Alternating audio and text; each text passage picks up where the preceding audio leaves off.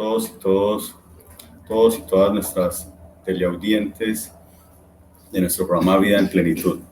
Básicamente, hoy quería saludarlos, volver a un espacio de reencuentro donde tocaremos temas interesantes sobre la actividad física y su relación con diferentes instancias de salud. Entonces, vamos a hablar hoy de un tema supremamente interesante, que es cuando hay un problema de diabetes o de alteración de los niveles de azúcar en sangre, ¿qué debo hacer desde el ejercicio físico y desde la actividad física y desde los hábitos y estilos de vida saludable para controlar este tipo de situación de vida, ¿cierto? No lo llamaría una enfermedad, porque realmente es una alteración que, al ser una enfermedad, una situación crónica, pues tendrá una cantidad de implicaciones, y en la medida en que yo tenga unos hábitos y unos ajustes en mi calidad, en mis hábitos de vida y en mi calidad de vida, pues voy a poder convivir con esta situación. Entonces, esta sesión está diseñada para ustedes, para su familia, y desde aquí, desde el sitio de transmisión, damos un saludo a toda Colombia, a la región Caribe, a Bogotá, a Cali, a Palmira, al eje cafetero, a la región de Antioquia y específicamente a la ciudad de Medellín. Nos dice doña Gladys Lucía: hola para todos, muy buenas tardes. Nos dice, está Carlos Andrés en este momento también en línea, y nos habla doña Mercedes, que tengan buenas tardes desde Armenia, Quindío. Doña Mercedes, espero que este conocimiento desde la experiencia, desde la evidencia científica, pueda servir de una u otra manera para mejorar su calidad de vida, y no solo la suya, sino la de su familia y de las personas a las que usted de manera extensiva pueda hacerle llegar este tipo de información. Nos dice Jorge Mario Gómez: buenas tardes. Ya entrando en materia, quisiera compartirles la presentación que diseñé hoy para ustedes. Entonces, me permiten un segundo acá. Vamos a compartir la pantalla.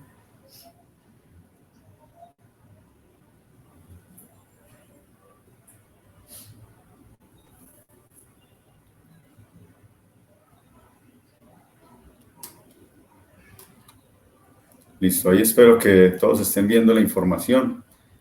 Entonces, también nos habla doña Isabel, dice: muchas gracias. Un saludo desde Medellín, de la capital de la montaña. Sí, entonces, vamos a hablar básicamente de ejercicios terapéuticos para la prevención y el manejo de la diabetes.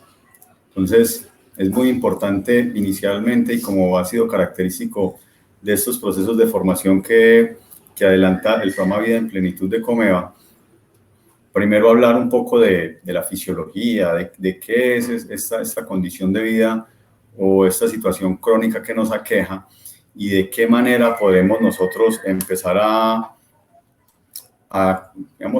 convivir con esta situación. Entonces, es muy importante, y es la parte inicial, realizar un diagnóstico de la situación, ¿cierto? Y quién más que nuestro médico de cabecera o el especialista. Entre los especialistas estaría el médico internista, ¿cierto? El médico general, posteriormente el especialista, que sería el internista, quienes podrían de una u otra manera descartar o afirmar que tenemos una alteración llamada diabetes mellitus o diabetes mellitus, ¿sí?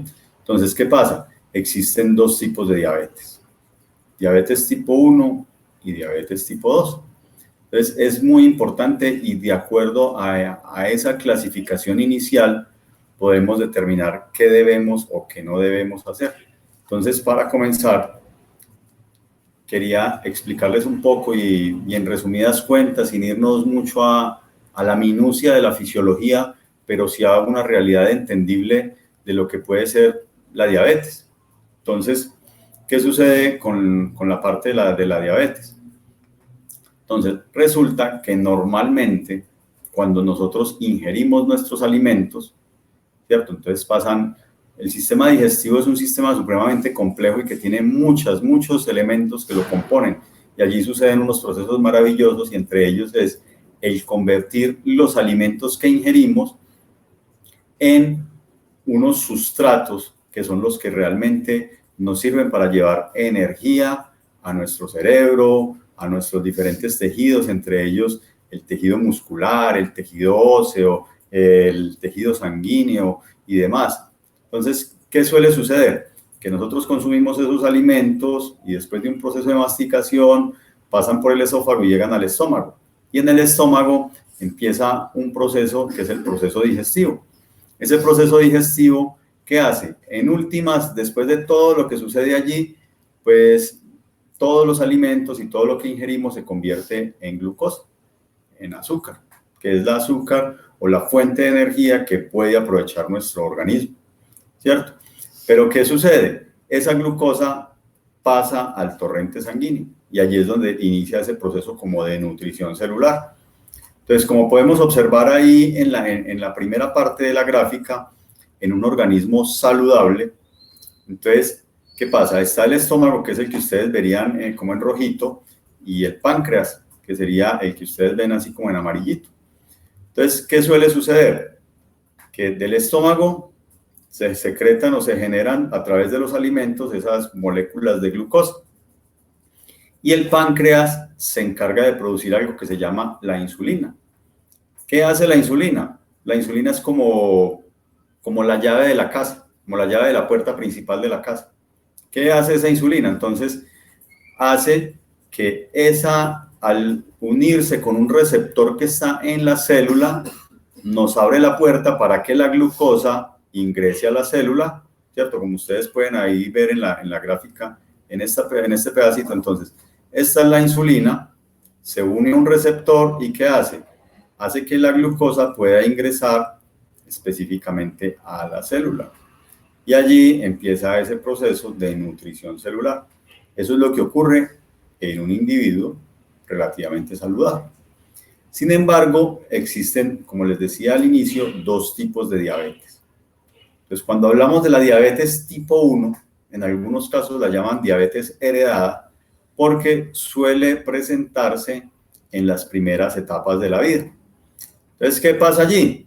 Que encontramos un niño o una niña que a pesar de que tiene una alimentación adecuada, pues su páncreas produce muy poca insulina o tiene una falla en la producción de insulina o no produce insulina de ningún tipo. Entonces, ¿qué empieza a suceder con la glucosa?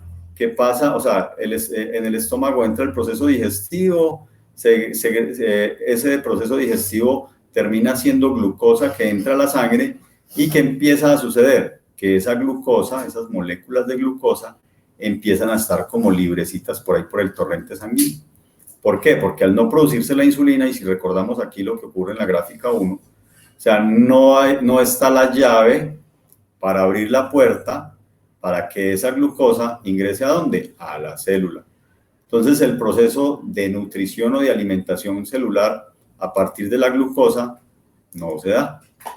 Entonces, hay ahí una alteración. Eso es como para hablarlo en términos gruesos, generales, donde empezamos a tener unos niveles de glucosa circulantes muy por encima de la normalidad.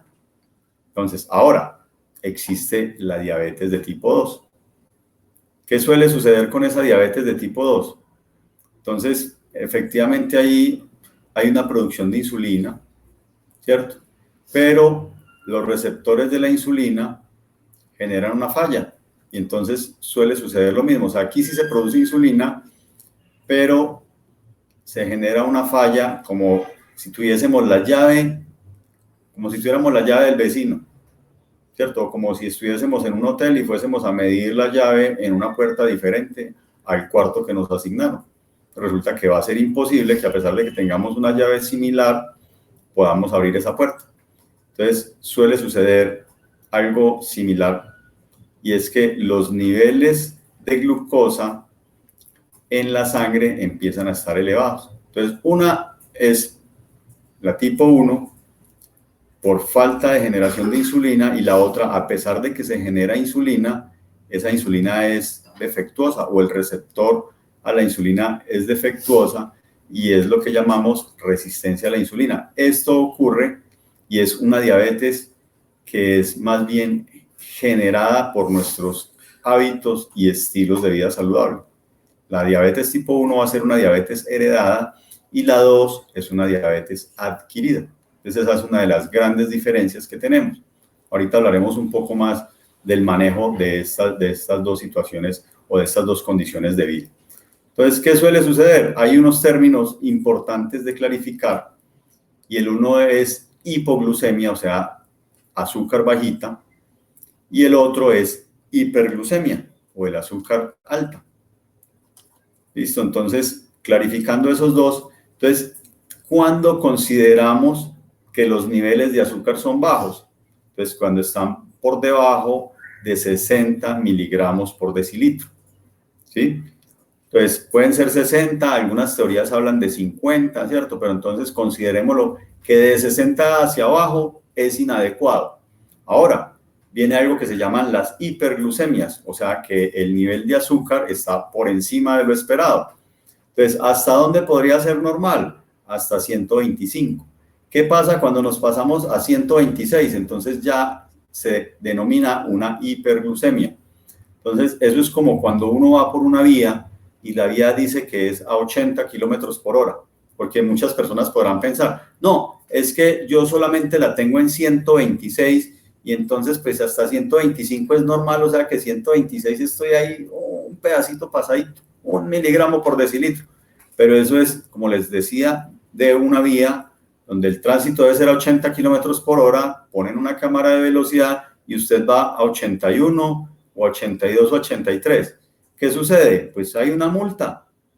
Sencillo, porque no iba a los 80, que es lo que dice la norma, ¿ya? Entonces, las normas fisiológicas dentro de los rangos son muy específicas y cuando esas normas se transgreden, pues hay una serie de consecuencias. Así sea 1 miligramo por decilitro, ya estamos por encima de ese tope y eso indica que hay una forma inadecuada de mantenerse en los niveles de glucosa en la sangre.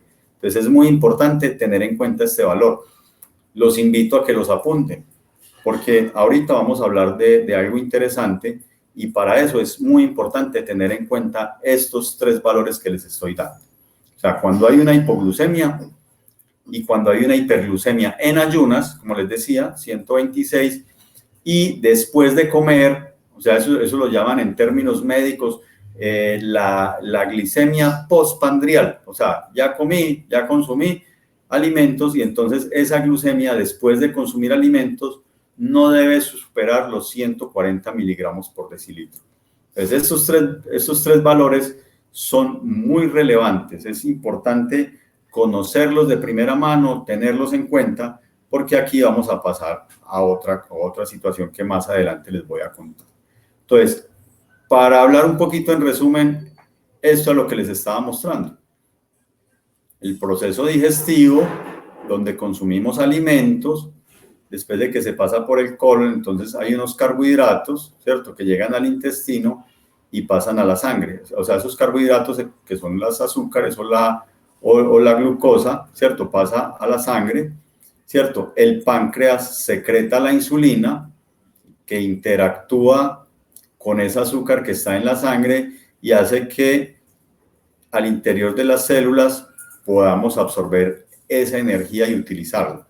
¿Qué pasa cuando hay una situación de no presencia de insulina o de una insulina defectuosa?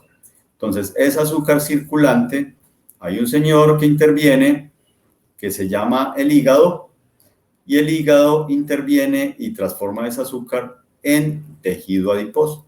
O sea, empezamos a ganar grasita corporal subcutánea, o sea, la que está por debajito de la piel, ¿sí? O entre las vísceras. Por eso es que a veces es muy frecuente ver que las personas cuando tienen enfermedades crónicas no transmisibles tienden a aumentar demasiado de peso en épocas posteriores al diagnóstico de la diabetes.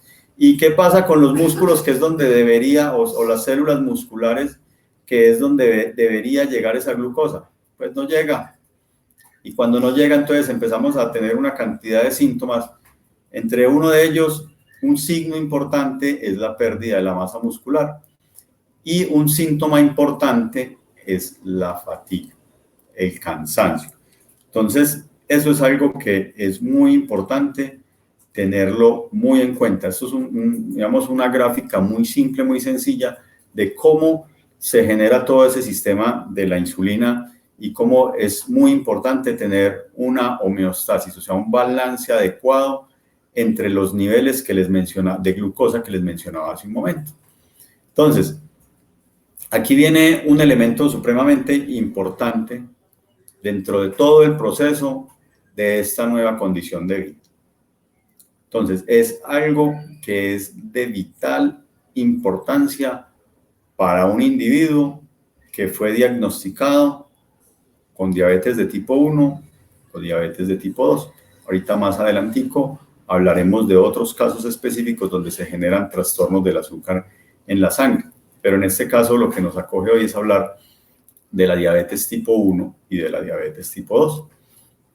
Entonces, lo primero es muy importante para la persona diagnosticada con diabetes, pues conocer qué exámenes de laboratorio son los que le deben hacer. Y aquí empieza todo un proceso educativo para ajustar, para modificar nuestros hábitos de vida y lograr poco a poco, ir controlando esta situación. Entonces, primero, saber cuáles son los exámenes de laboratorio que nos deben enviar, ¿cierto? Entonces, es muy importante la educación, el estar ahora interactuando mucho con su médico de cabecera, interactuar con la enfermera de la IPS o del sistema de medicina prepagada, donde ustedes tengan su sistema de salud, estar interactuando con esas personas. Conocer, saber y leer. Hoy en día existe una gran variedad de información, ¿cierto? Entonces a veces invertimos mucho tiempo de pronto stalkeando, eso es lo que dicen los jóvenes hoy en día, que es estar como mirando información, y entonces nos gusta mucho estar en Facebook, no sé, en Instagram, en Twitter, en YouTube, mirando una cantidad de cosas donde a veces invertimos mucho tiempo, pero realmente no nos retroalimentan de información positiva para sí mismos. Entonces es muy importante parte de ese tiempo, porque no digo que esa diversión sea importante, pero parte de ese tiempo dedíquenlo, ¿cierto? Dediquen por lo menos el 10 o el 20% de ese tiempo que ustedes invierten a estar mirando en Facebook a educarse sobre la diabetes. Hoy en día, al ser una condición de vida, ¿cierto? Y ya muchas veces no considerada una patología, sino eso es como tener los ojos verdes o como usted sufrir una presbicia, un acortamiento de la visión, pues ya hay formas de corregirlo y ajustarlo, pero eso no hace que usted sea más o sea menos funcional que. Entonces esa es una de las primeras cosas que debemos tener en claro, que la diabetes mellitus no hace que yo sea menos persona que otra, ¿cierto? Sino que mis condiciones son diferentes, pero puedo hacer exactamente la misma vida que puede hacer una persona relativamente saludable. Entonces ese es un primer condicionante. Entonces la educación aquí es un pilar fundamental. Lo otro, todo lo que tiene que ver con exámenes de control casero, lo llamo yo. Entonces, entre esos exámenes de control casero, pues es muy importante. Si yo ya estoy diagnosticado con diabetes, entonces por eso lo que les decía ahorita, de conocer esas cifras que hablamos ahorita, sería muy importante si alguno las recuerda y las puede poner ahí en el chat para ir haciendo la evaluación del quiz de una vez, ¿cierto? De las 3 cifras que ahorita les dije que escribieran por ahí, que se las aprendieran de memoria, que las tuvieran pegadas a la puerta de la nevera o en el cuarto. Entonces, que nos la escriban en el chat y que nos digan cuál podría ser, ¿cierto? Una hipoglucemia, qué podría ser una hiperglicemia y cuál podría ser esa hiperglicemia si estamos en ayunas o estamos después de haber ingerido alimento. Entonces, esperaría de pronto esa interacción y ese comentario ahí en el chat. Entonces, seguimos. Entonces, esos controles caseros, lo primero, tener una glucometría clara, ¿cierto? Saber cuánto es mi nivel de azúcar en la sangre y cómo lo puedo medir. Entonces, hoy día existen muchos aparatos de tipo casero, de tipo portátil, que se pueden adquirir con asesoría de su médico de cabecera o de su enfermera para tener ese tipo de controles, ¿cierto? Lo otro, el tema del peso corporal, ¿sí? Entonces, fácilmente podemos tener una báscula en la casa, estar muy pendientes de ese peso corporal y de pronto más adelante tendremos la oportunidad de hablar un poco sobre algo que hacia dónde ha trascendido el peso corporal y es la composición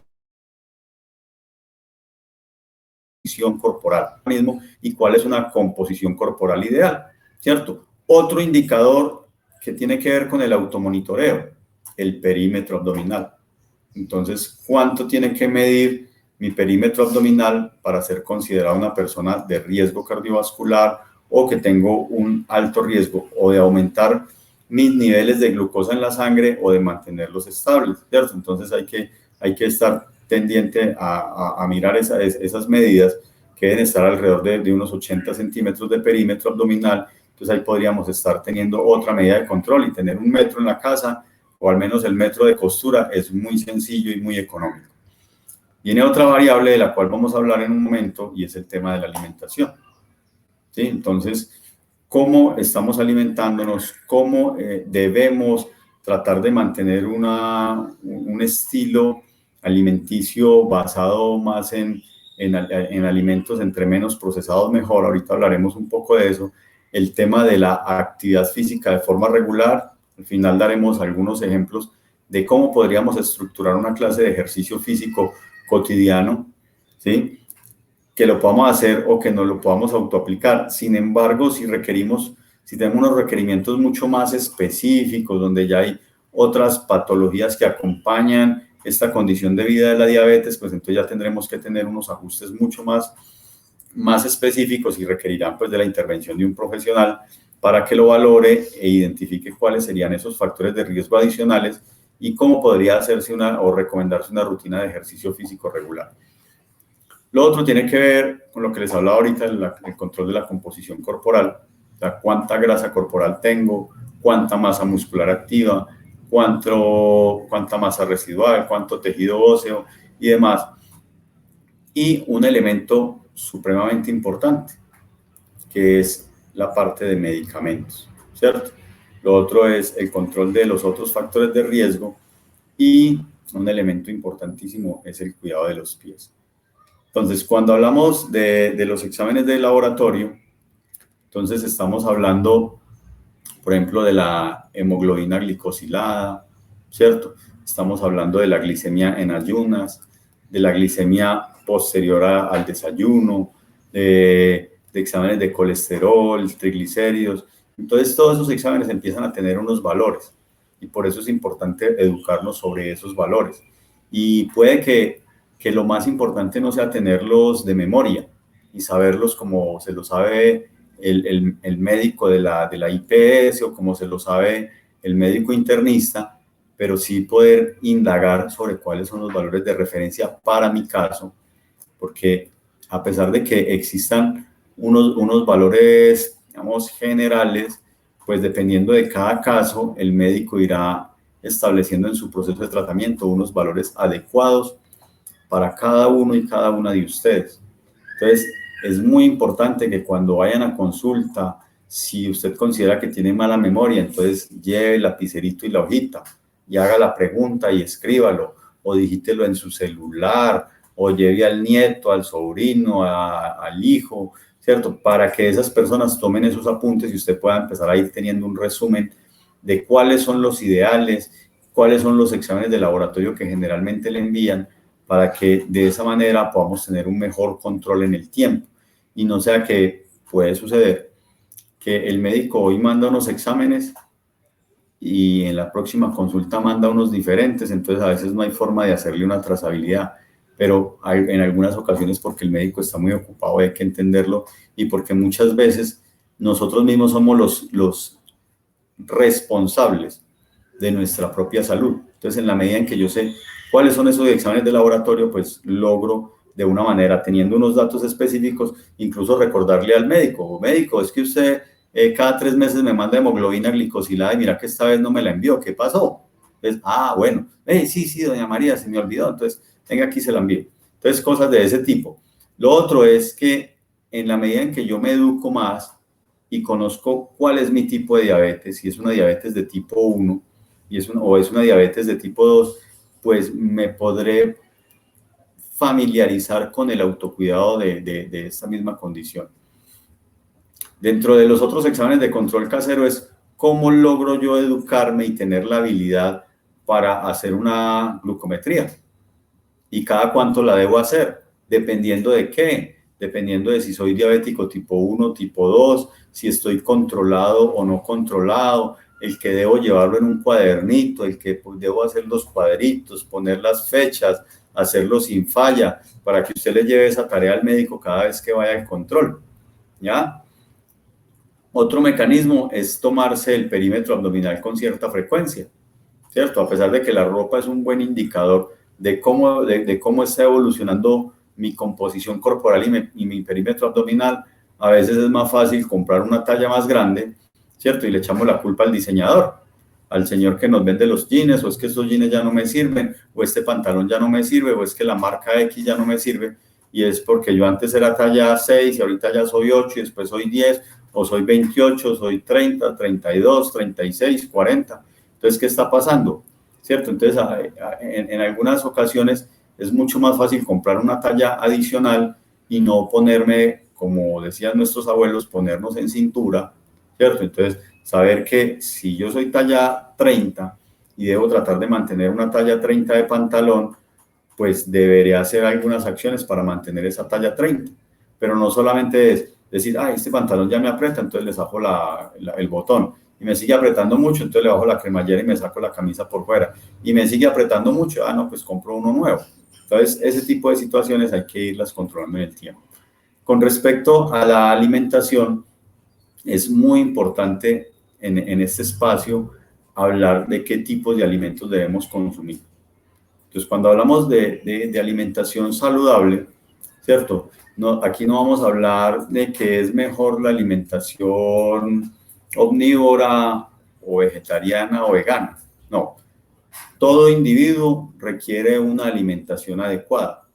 Un individuo relativamente saludable requiere una alimentación balanceada.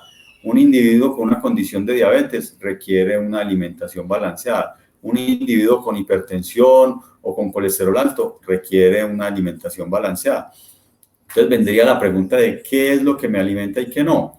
Entonces, siempre dentro de esos procesos alimenticios, entonces incluir entre más frescos los alimentos, mucho mejor. Entre menos procesados, mucho mejor. Y allí hay que tener en cuenta que entre menos productos de larga data, entre menos productos enlatados consumamos y todo ese tipo de situaciones, pues vamos a tener una alimentación mucho más saludable. Entre más involucremos las frutas, las verduras, los carbohidratos, pero que son de bajo índice glucémico, vamos a tener una mayor biodisponibilidad de azúcar en la sangre y eso nos va a permitir de una u otra manera mantenernos mucho más saludables y mantener mucho más estables los niveles de azúcar en la sangre. Pues la alimentación va a jugar un papel importante allí. El tratar de evitar al máximo el consumo de alimentos dulces, de azúcares. Está comprobado que cualquier ser humano puede vivir sin consumir azúcar adicional. Entonces es muy importante llevarnos eso a la cabeza, ¿sí? Tenemos que saber de una u otra manera que el azúcar adicionada no es necesaria para vivir. El azúcar o esa azúcar que supuestamente requerimos para vivir, la obtenemos ya de entrada de los carbohidratos simples y complejos que nos consumimos, del azúcar que tienen las frutas, que se llama la fructosa, o de algunas azúcares que tienen, por ejemplo, las pastas, el arroz, ¿cierto? Una cantidad de alimentos que se convierten, el organismo los va convirtiendo, que se denominan carbohidratos o hidratos de carbono, y el organismo los va convirtiendo en su proceso digestivo hasta que de ahí extrae el azúcar, que es la que necesitamos para vivir. Entonces, adicionarle azúcar a los alimentos que consumimos es innecesario, ¿sí? Entonces, lo que buscamos en una condición de un diabético es desincentivar el uso de azúcares de cualquier tipo. ¿Qué es que yo consumo el azúcar artificial de no sé qué? ¿Qué es que yo consumo el azúcar que le sacan a la planta de no sé qué? ¿Qué es que yo... No, entre más nos deshabituemos del azúcar, entonces empecemos, listo, usted consume jugos, aunque con los jugos hoy en día hay un debate supremamente interesante y que en algún momento tendremos la oportunidad de hablar, pero no es el espacio, donde se diría que el exceso de consumo de frutas en jugo es inadecuado. Pero ¿a qué vamos hoy? A que lo importante es, como les decía ahorita, entre menos procesado, mejor. Entonces, si tenemos la posibilidad de comernos una naranja, pues nos comemos la naranja, ¿cierto? Pero no hagamos jugo de naranja, porque resulta que cuando nos comemos la naranja, nos comemos la fruta y la fibra, y el agua y la fructosa que tiene esa fruta. Pero cuando la volvemos jugo de naranja, entonces lo que hacemos es eliminamos la fibra y solamente nos consumimos la fructosa. Y no por ser fructuosa o ser el azúcar de las frutas es más saludable que el azúcar de cocina, ¿cierto? El azúcar blanca o refinada que usted le echa al café, ¿cierto? Entonces, cuando le agregamos ese azúcar al café y cuando hacemos un jugo de mandarina, donde requiere 5 mandarinas, ¿cierto? Entonces usted se está tomando una carga de azúcar de 5 mandarinas, cuando realmente uno escasamente se podría consumir de pronto una mandarina o 2 máximo, si está muy apetitosa o usted tiene mucho apetito. Pero más de 2 mandarinas ya sería un exceso si yo me las estoy consumiendo como fruta y no exprimida en un jugo. Entonces, en esa parte de la alimentación es muy importante tener en cuenta eso, tener en cuenta que entre más verduras consumamos, ¿cierto? Y menos carbohidratos, en los casos como del arroz, la papa, la yuca y demás, o sea, que tengamos un mayor control del consumo de carbohidratos, va a ser mucho mejor. Entonces, una porción más grande de verduras en el plato, tratar de los carbohidratos bajarlos un poquito y las proteínas a partir de los productos cárnicos, pero cuando hablamos de carne hablamos es de productos de carnes magras, no de productos de tipo, por ejemplo, carne de cerdo de chicharrón, ¿cierto? O pollo con piel, ¿cierto? O gallina de finca. Ese tipo de consumos hay que irlos poniendo a un ladito, pero lo que sí podemos consumir es pechuga de pollo o una carne pulpa de res o de cerdo o pescado magro. Ese tipo de cosas nos pueden generar un balance adecuado de consumo de proteínas, pero lo ideal en un paciente o en un individuo con una condición diabética es que ese consumo de proteínas se dé por lo menos 3 veces a la semana, ¿cierto? No más de esas 3 veces, ¿cierto? Entonces ahí podríamos estar balanceando un poco la ecuación de la alimentación. Entonces recuerden, entre menos procesados los productos mejor, entre más vegetales consumamos mejor. Las preparaciones preferiblemente deben ser cocidas o al vapor o a la plancha sin aceites y demás. Entonces, eso es un componente interesante. Y lo otro tiene que ver mucho con la hidratación, con el consumo de líquido durante el día. Entonces, ahora, pasando al tema de la actividad física, ese lo tocaremos aquí al final, que quiero mostrarles algo que serían unas recomendaciones ya muy específicas desde el ejercicio. Pasando al control de la composición corporal, ¿qué podemos decir? Cuando nosotros nos paramos en una báscula, pues encontramos que esa báscula da un peso y ese peso dice 50, 60, 70, 100 kilos, pero ese peso es la resultante de una cantidad de componentes de nuestra estructura corporal. Y entonces entre esos componentes está la grasa corporal, la masa muscular activa, la masa ósea, la masa residual que podría determinarse como lo que pesan nuestras vísceras, el tejido sanguíneo y el agua que hace parte de nuestro organismo. Entonces, ese peso está determinado en unos porcentajes. Entonces, ¿qué hay que buscar? Que esos porcentajes sean los más adecuados para la condición que yo tengo, para saber si, o sea, si soy una persona muy activa o soy una persona medianamente activa o soy una persona inactiva, ¿cierto? O sedentaria. Entonces, dependiendo de esa situación, esa composición corporal va a variar. Y hoy en día existen unos mecanismos para medir esa composición corporal y trascender solamente del número que me da la báscula cuando me subo sobre ella a tener unos diferentes componentes y saber cuánto tengo de masa muscular activa, cuánto tengo de masa ósea. Y de esa manera puedo lograr identificar cuál podría ser mi composición corporal ideal. Ahora, viene otro elemento importante y es el consumo de los medicamentos. Entonces, entre el consumo de los medicamentos, y quiero hacer un paréntesis y una partecita que se me ha olvidado en la parte de la alimentación, y es el consumo de alcohol. El consumo de alcohol está completamente contraindicado, ¿cierto?, para los pacientes diabéticos, porque generalmente tiene un alto contenido de carbohidratos y azúcares. Sí, de hecho, el resultante, o sea, el licor resulta de procesos de fermentación del azúcar.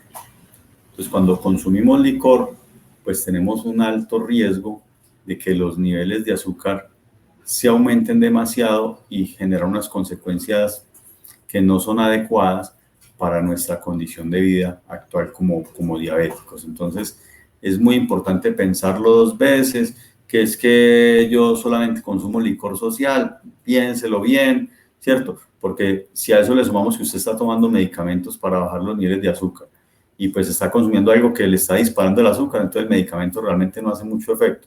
O si usted está consumiendo o se está inyectando con insulina para mantener esa misma situación, pues realmente no se logra como el cometido. Entonces es algo que es muy revaluable.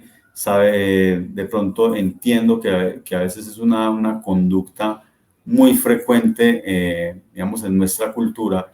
Sin embargo, los invitaría a reflexionar sobre el consumo de alcohol. Volviendo al tema de los medicamentos, resulta que los tratamientos farmacológicos en las personas diabéticas son tratamientos que son de por vida.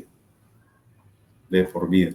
Entonces, por eso es muy importante tratar de hacer algo que se llama promoción y prevención, ¿cierto? La prevención es que tratar de, a pesar de que yo tenga riesgos de ser diabético, pues cuando ya empiezo a presentar esas hiperglicemias, pues que esas hiperglicemias de una u otra manera empecemos a controlarlas y a controlarlas de tal manera que no hagan ese daño, ¿sí? Y ese daño vaya a acarrear realmente unos problemas de una enfermedad crónica. Entonces, ¿qué suele suceder con ello?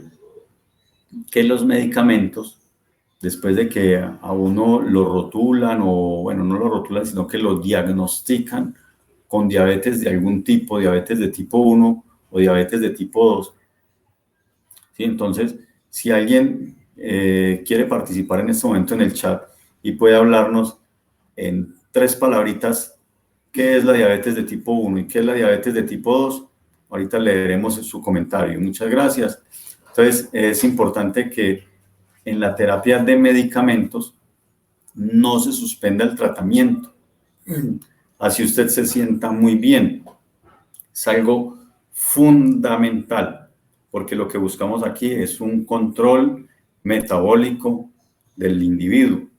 Y esos controles se dan en el tiempo, no se dan solamente hoy, entonces hoy estoy bien y mañana ya no. Entonces, el control de los medicamentos es de control a control con su médico. Que me siento bien y dejé de tomarme el medicamento o la dosis que me dijeron. Que me siento bien y entonces no me inyecto la insulina. Que me siento bien y entonces tomé licor. Que me siento bien, entonces me voy a premiar con un pedacito de chocolatina. Que me siento bien y, es que este dulcecito o este heladito. Entonces, todo ese tipo de situaciones hacen que los niveles de azúcar fluctúen demasiado y se generen unos daños importantes en tejidos y en en algunos sitios de nuestro organismo que se denominan órganos blancos. Ahorita hablaremos un poquito de ello. Entonces es muy importante mantener ese control, que a veces es muy particular cuando uno atiende al usuario en la consulta y usted llega y le pregunta, ¿usted sí se está cuidando, doña Marta o don Carlos? Claro, doctor, yo me cuido mucho. Y eso se aprenden de memoria las recomendaciones nutricionales, se aprenden de memoria los valores y todo lo que en el marco de la diabetes se da. Sin embargo, lo que ellos no saben es que hay una prueba que es la prueba de hemoglobina glicosilada. Entonces, ¿qué suele suceder con esa prueba de hemoglobina glicosilada? Que a pesar de que los niveles de glucosa, por ejemplo, ese día estén estables, si la hemoglobina glicosilada está por encima de 7, es un indicador de que es un paciente que se llama paciente descompensado.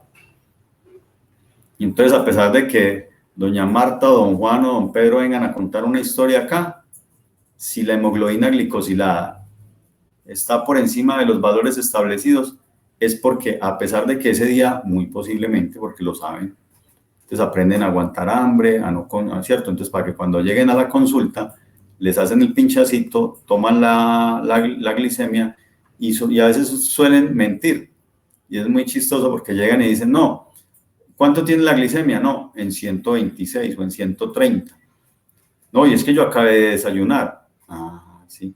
Y a veces se van en ayunas, solo para que el nivel de glucosa baje. O sea, aprenden a hacer como la trampa fisiológica ¿cierto? Pero resulta que el dato de hemoglobina glicosilada dice que está en 8 o en 9. Entonces es un indicador de que esa persona ya no ha estado controlada. Y encontramos también entonces que no ha bajado de peso, sigue en talla 14 de pantalón o en talla 30 de pantalón. Entonces, ese tipo de cosas suelen suceder en las consultas. Y como último, en la parte del control de factores de riesgo asociados, como si yo tengo una comorbilidad, hipertensión, diabetes, colesterol alto, triglicéridos altos, ¿cierto? Ese tipo de situaciones son bien complejas y hacen que en la medida en que yo tenga comorbilidades u otros factores de riesgo, pues mi nivel de diabetes esté mucho más descompensado. Y como último tema de automonitoreo, estamos hablando del cuidado de los pies. Entonces, el cuidado de los pies es muy importante en el paciente diabético. Y ahorita en la próxima diapositiva creo que lo vamos a ver.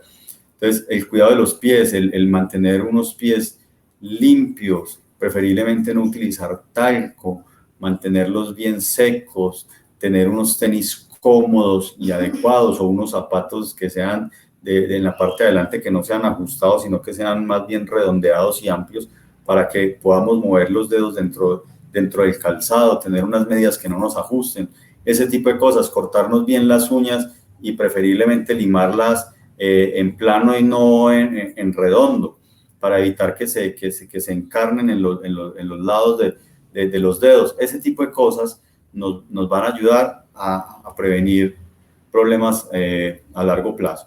En el tema del automonitoreo, estar muy pendiente si estoy muy sediento, si he perdido peso de manera inesperada, si estoy orinando con mucha frecuencia, si siento hormigueos en las manos o en los pies, si mantengo muy hambriento, ¿cierto? Si tengo una visión borrosa, a diferencia de la que he tenido porque requiere una corrección visual, por ejemplo. Si tengo una herida que no sana, o sea, me hice una cortadita cocinando y llevo 15 o 20 días ahí en el dedito y nada que sana y nada que sana, es importante consultar. O si siempre me siento cansado, como lo que les hablaba ahorita. ¿Por qué? Porque muy posiblemente el exceso de energía o de carbohidratos que estoy consumiendo, pues no está llegando a los tejidos musculares. Entonces, aquí hay una imagen de resumen donde la diabetes de tipo 1, la diabetes de tipo 2, otras condiciones donde se hace que se suba la glucosa o los niveles de azúcar en sangre, incluso algo que se llama diabetes gestacional, que es una condición muy particular de las mujeres en ciertas épocas de la vida. Entonces podemos hablar de que en algunos casos hay una glicemia normal, hay una regulación normal de la glicemia, como se los mostraba en una de las diapositivas anteriores. Empieza a haber algo que se llama intolerancia a la glucosa y hay una línea ahí como punteada que ustedes observan. Esa línea es como el punto de no retorno, o sea, como donde estamos ahí como que sí, pero que no, ¿cierto? Y cuando pasamos de ese punto de no retorno, entonces algunos pacientes no requieren insulina, ¿cierto? Solamente requieren de pronto medicamentos hipoglucemiantes o requieren tratamiento no farmacológico y pueden controlar esos niveles de azúcar o esa intolerancia a la glucosa. Pero en la medida en que nos vamos alejando más, entonces llegamos a un momento donde tenemos que tener insulina de control y, como les mostraba, en la diabetes tipo 1, que es donde no se produce insulina, pues requerimos esa insulina es para vivir, ¿cierto? No solo para controlar el nivel de glucosa, sino para vivir.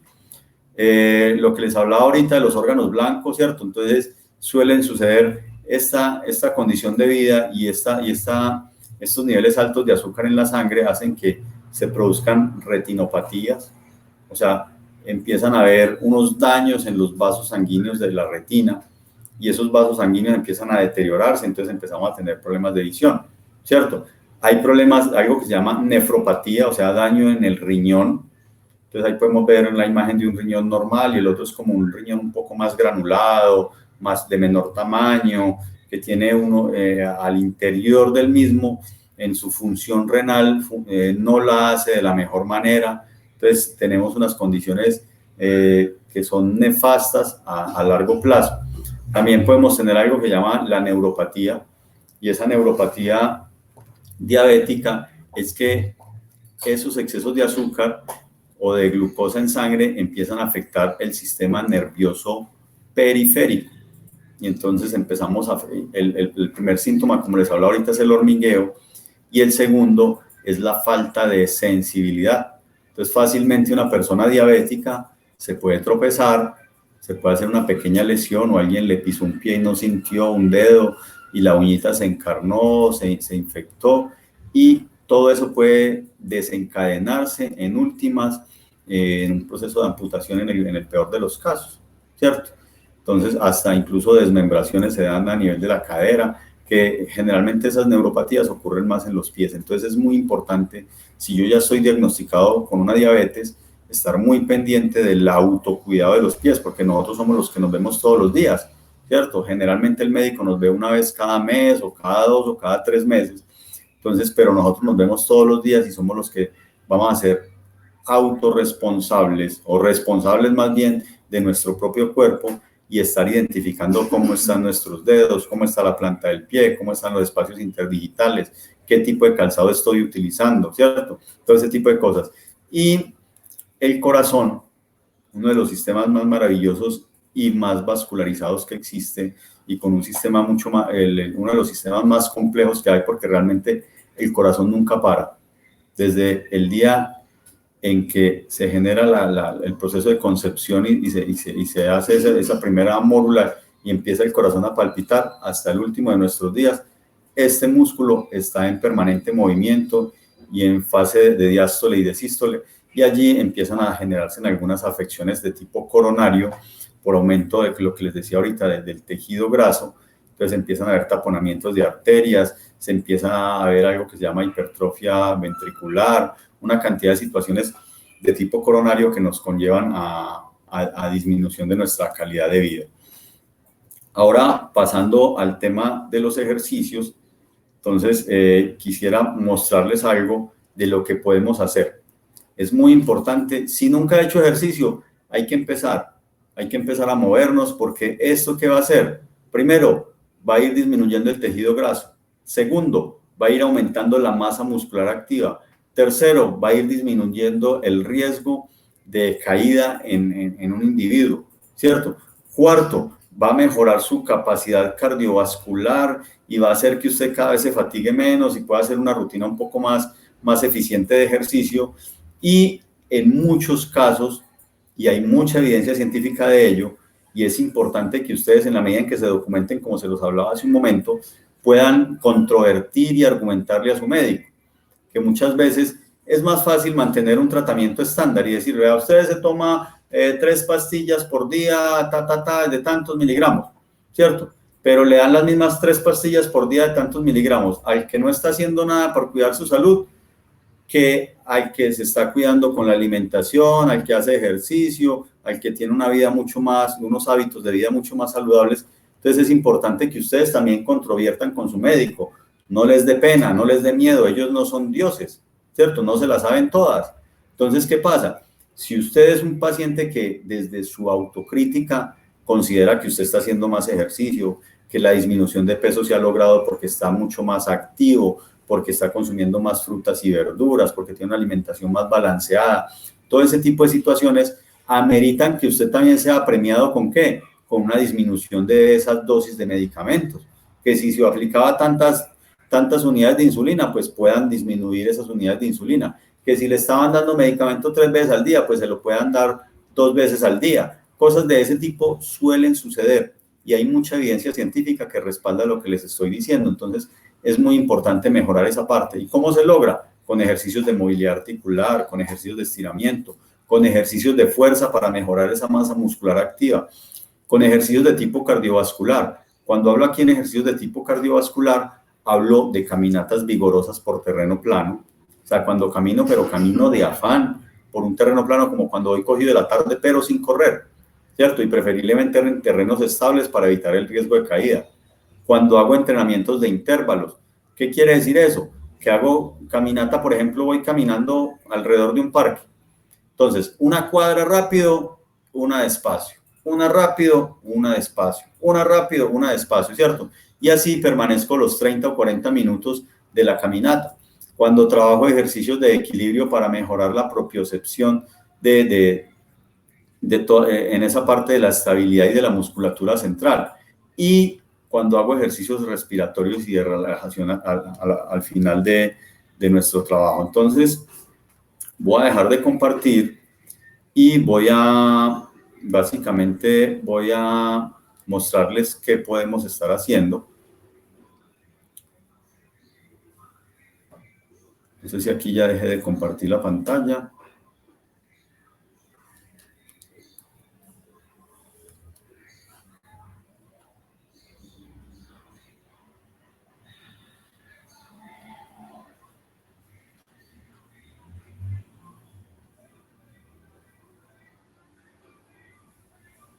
Me confirman si dejé de compartir la pantalla ya. Y quería mostrarles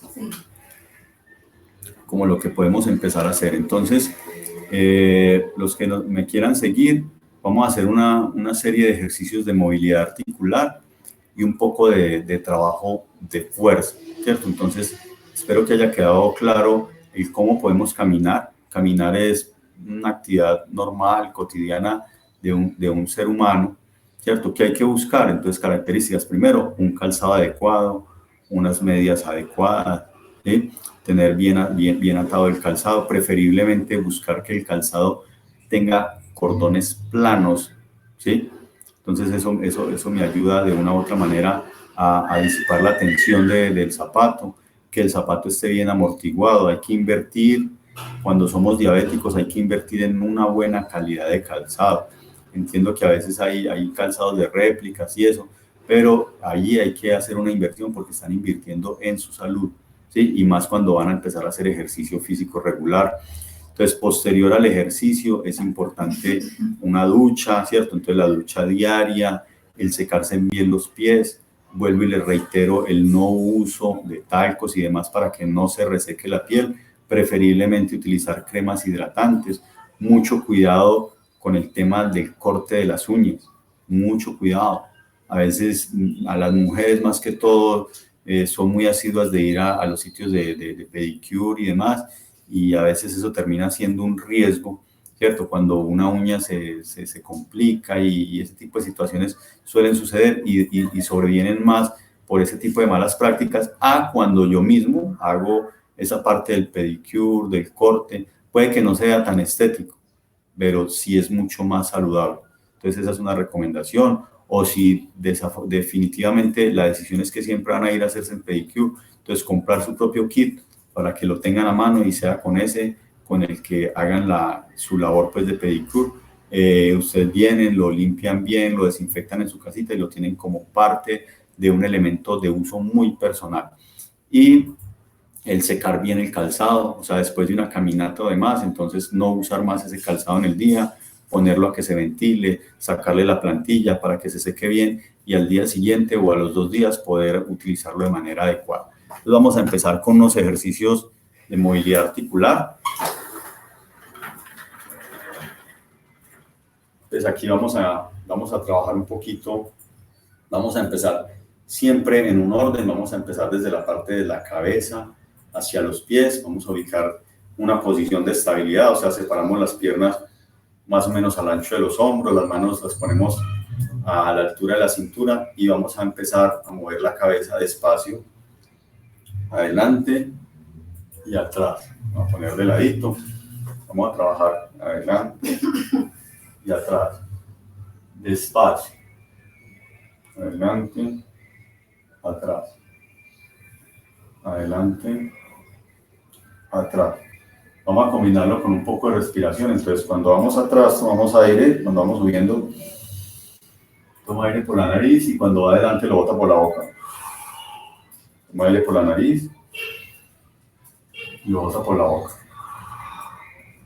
Toma aire por la nariz y lo bota por la boca. Podemos hacer entre 10 y 15 repeticiones de este movimiento. Ahora vamos a cambiar y vamos como si estuviéramos diciendo que no, pero siempre parando en el centro. Entonces vamos al lado izquierdo, al frente, al lado derecho, al frente, izquierdo, al frente, derecho, al frente. Entonces tomamos aire a un lado, lo botamos al centro, tomamos aire al otro, al centro, tomamos aire a un lado, al centro, tomamos aire al lado y al centro. Ahora vamos a inclinar nuestra cabeza a un lado, al centro, al otro, al centro, lado, al centro, al otro y al centro. Listo, ahora vamos con los hombros arriba y abajo, arriba, abajo, arriba y abajo. Es muy importante hacer este tipo de ejercicios porque esto nos va a ir preparando a nuestro organismo previo a esa caminata o a esa montada en bicicleta. Recuerden otra vez, la bicicleta o la caminata por terrenos planos, ¿sí? Entonces cuando vamos arriba tomamos aire y abajo lo boto. Tomo aire, lo boto. Tomo aire, lo boto. Ahora, siguiente ejercicio. Entonces vamos a llevar los hombros adelante y después atrás, como si fuera a juntar las escápulas. Entonces adelante y atrás. Adelante, atrás. Adelante, atrás. Adelante, atrás. Bien, ahora con los brazos flexionan y extienden. Doblan y estiran los codos. ¿Sí? Doblando y estirando los codos. Doblan y estiran. Todo esto va a ser preparatorio al trabajo de la caminata o al trabajo de intervalos como hablamos ahorita. Ahora vamos con las muñecas arriba y abajo. Entonces, la caminata cotidiana, los ejercicios de intervalos por lo menos 2 veces a la semana nos van a ir mejorando poco a poco nuestra condición cardiovascular, abriendo y cerrando los dedos. Abren y cierran. Abren y cierran. Entonces es muy importante cuando abrimos y cerramos estar percibiendo que sí tengo sensibilidad en mis dedos, que no me están hormigueando, que no me están molestando, ¿cierto? Porque ahí, como hablamos ahorita de la neuropatía diabética, suele suceder ese tipo de situaciones. Listo, ahora vamos con la cadera, es un poquito más exigente, entonces lo podemos hacer teniendo un bastón al frente o teniendo un elemento que nos apoye, o lo podemos hacer utilizando nuestros músculos abdominales, poniendo una mirada al frente, al final, contra la pared, teniendo un punto de referencia y vamos a balancear adelante y atrás la pierna. Balanceamos adelante y atrás, solo manteniendo el movimiento de la cadera, la rodilla está rígida, balanceamos adelante y atrás. Cambiamos con la otra pierna, de lado, y balanceamos adelante y atrás. Estos ejercicios poco a poco nos van a ir produciendo un poco más de equilibrio y movilidad articular de la cadera. Listo. Siguiente ejercicio, vamos a doblar y estirar la rodilla. Doblan y estiran. O sea, doblan y extienden. Doblan y extienden la rodilla. Doblan y extienden. Entonces lo mismo, entre 10 y 15 repeticiones por ejercicio. Cambiamos con el otro lado. Doblan y extienden la rodilla.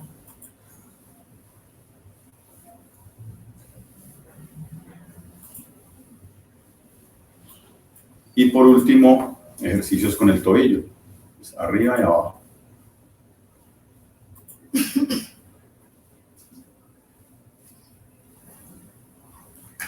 Cambian con la otra. Arriba y abajo.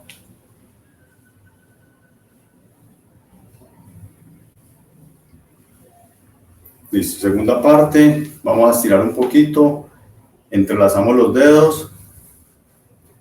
Ubicamos las manos detrás de la cabeza, espalda derecha. Y con el mentón vamos a tratar de tocar el pecho y sostenemos allí. 10 segunditos puede ser. O hasta 15 incluso, dependiendo qué estamos buscando acá. Que haya una buena tensión, pero no que haya dolor en el cuello.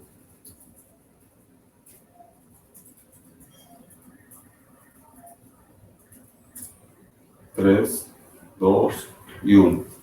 Ahora, vamos con una mano, posición recta, y vamos a irnos hacia un ladito. Y sostenemos allí. 5, 4, 3, 2 y 1. Cambiamos al otro lado. Estiramos. 5, 4, 3, 2 y 1. Ahora, entrelazamos los dedos, giramos y vamos al frente, a la altura de los hombros, estiramos, encorvamos un poquito la cadera hacia adelante y la espalda, sostienen ahí, 7, 6, 5, 4, 3, 2 y 1. Muy bien. Ahora, una mano en la cintura, el otro brazo arriba, y nos inclinamos al lado de la mano que tenemos en la cintura, y sostienen ahí, brazo completamente extendido, espalda derecha, nos inclinamos a un lado.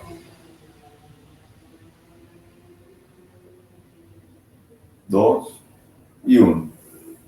Recuperamos al otro lado, sostiene.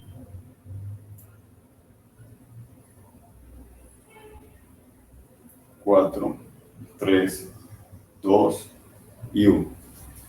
Ahora, apoyamos el talón al frente, ponemos las manos sobre la rodilla y vamos hacia adelante. Mantiene la espalda derecha y estira. Para mostrarles bien este ejercicio, voy a bajar un poquito la cámara.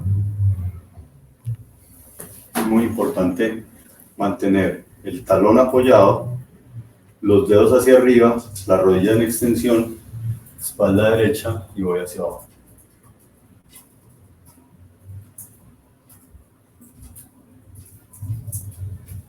3, 2 y 1. Aquí esta parte isquiotibial, se debe sentir tensión, incluso en los gemelos, y esto me va a permitir, en la medida en que mejore la retracción de los isquiotibiales, incluso ser preventivo para problemas de dolor lumbar.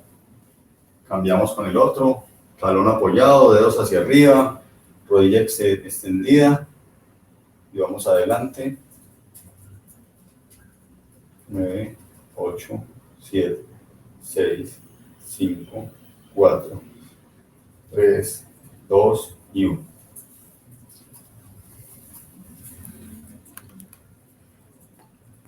Muy bien. Entonces, esta sería toda la parte de movilidad articular. Entonces, digamos que en una clase bien estructurada, o más bien estructurada de una forma adecuada. Entonces, primera parte, movilidad articular. ¿Qué buscamos en la movilidad articular?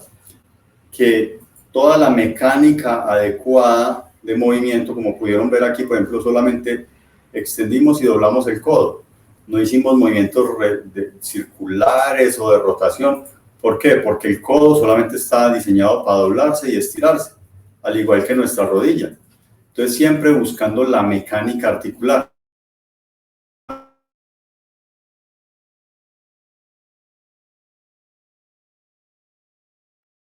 Ese orden lógico es entonces el cuello, los hombros, los codos, las muñecas, los dedos, la cadera, la rodilla y los tobillos, ¿cierto? Entonces ahí sería un orden lógico, podríamos empezar de abajo hacia arriba.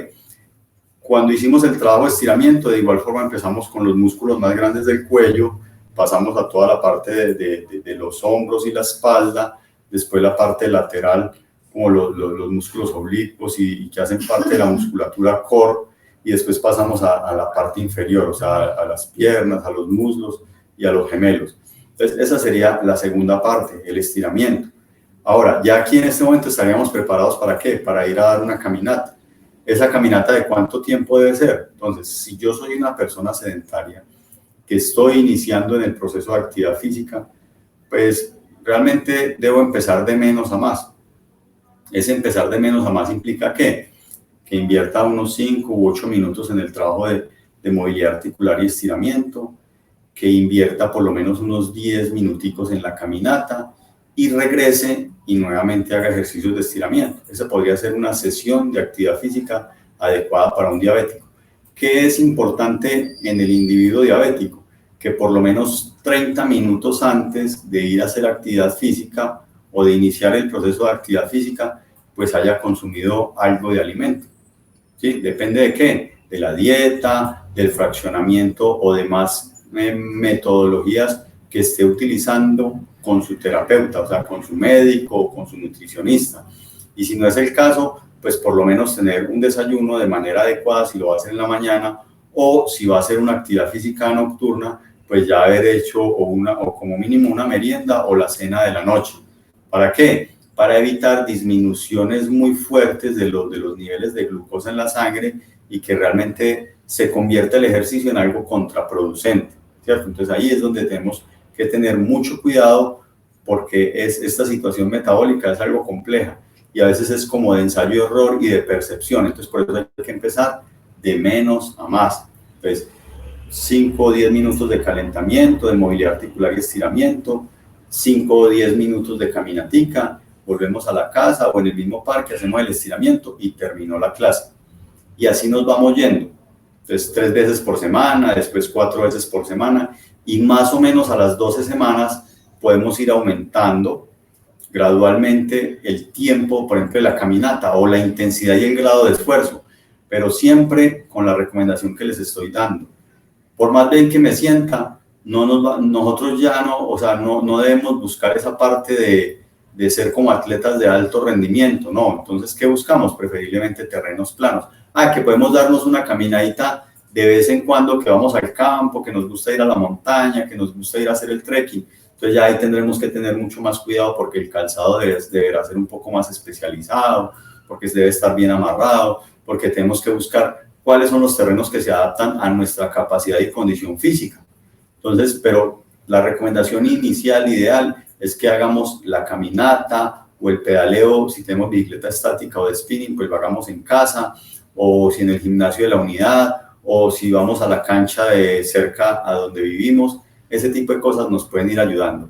Y en la medida en que vayamos ganando condición física, como les decía, más o menos a las 12 semanas podemos ir aumentando la intensidad, el volumen. Entonces ya podemos ir a caminar media hora, 45 minutos, hacer ejercicios de un intervalo, o sea, de mucho más rápido, despacio, mucho más rápido, o 30 minutos, donde esos 30 minutos entonces son 5 muy rápidos, 2 minutos suave, me recupero, otra vez 5 rápido, otra vez 2 minutos suave, y así me voy a ir yendo y logrando mejorar esa capacidad física, y eso acompañado de una buena hidratación, ¿sí? Del autocuidado de la piel, como les mencionaba ahorita, importante el tema de los pies, ¿cierto? De un buen protector solar y de una buena hidratación, vamos a lograr poco a poco tener un mejor control de esta condición de vida denominada diabetes.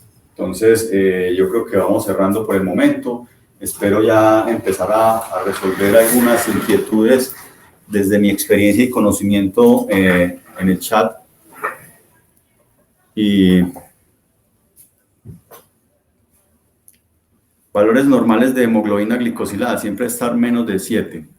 El resultado es menos de 7 y eso nos puede permitir, eso nos pregunta don José Miguel, eso nos puede permitir de una u otra manera tener en cuenta que tenemos un adulto o una persona controlada. José Miguel nos pregunta, qué pena, pero ya los años implican que uno tenga que poner las gafas para leer. Dice Clara Mercedes, hipoglicemia menos de 60 miligramos, hiperglicemia 126. Hoy, muy juiciosa doña Clara, muy juiciosa. Muy bien el dato, muy bueno el resultado. Entonces, recordarles que esta sesión está diseñada para ustedes y para su familia, ¿cierto? Saludamos nuevamente a los diferentes sedes o regiones de Colombia que nos acompañan en este momento en nuestro proceso educativo desde el programa Vida en Plenitud de Comeva. Un saludo para la región Caribe, para Bogotá, para el departamento del Valle del Cauca, para Cali y Palmira, para el eje cafetero, Caldas, Quindío y Risaralda, y para Antioquia, específicamente en la ciudad de Medellín. Entonces aquí damos por terminada la sesión del día de hoy. Sin más preámbulos, me despido de ustedes. Mi nombre es Jorge Giraldo y espero haber sido de su agrado y que mi tema haya sido comprendido de la mejor manera. Muchas gracias.